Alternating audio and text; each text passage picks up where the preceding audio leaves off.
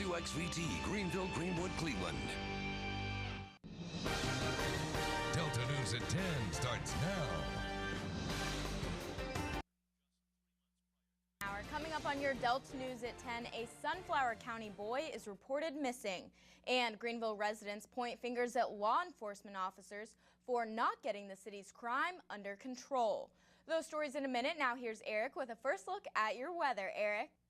Well, after the bitter cold earlier in the week, Mother Nature gave us a gift with this weekend as we saw beautiful temperatures and beautiful sky conditions out there as we saw plenty of sunshine again today. Temperatures making it into the mid-60s, so another spring-like day across the area. But as it looks like we move into our Monday, we're going to see some of that spring-like showers make its way into the Arklamas area as we could see some isolated showers starting during the overnight hours, lasting through the morning, and then tapering off as we go into the afternoon hours. But then behind it, we're looking at breezy conditions picking up as middle of the week and into Friday. We could see sustained winds between 10 to 20, some gusting to 25. So it's definitely going to be breezy out there this week. You're going to have to hold on to those hats.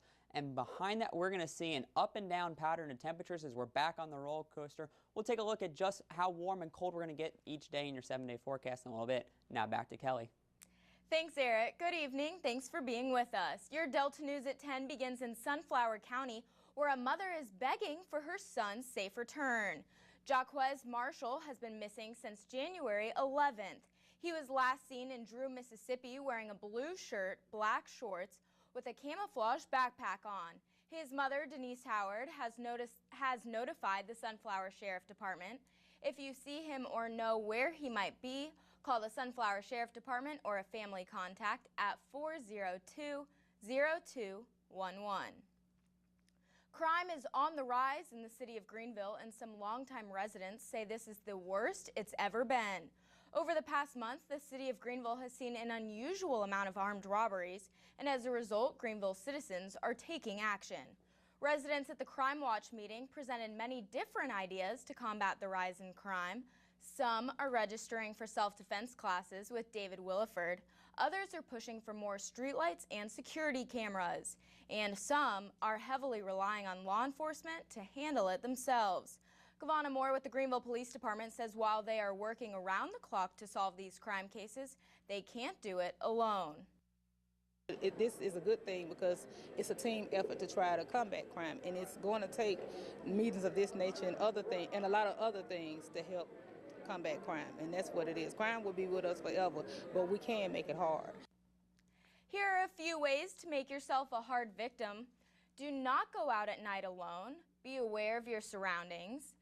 He says people walking and texting on their phones are easy targets. If you can, invest in outside porch lights. The more light, the better. And have a plan ahead of time just in case something happens. And the one David Williford stresses the most, if you own a firearm or a weapon, know how to use it.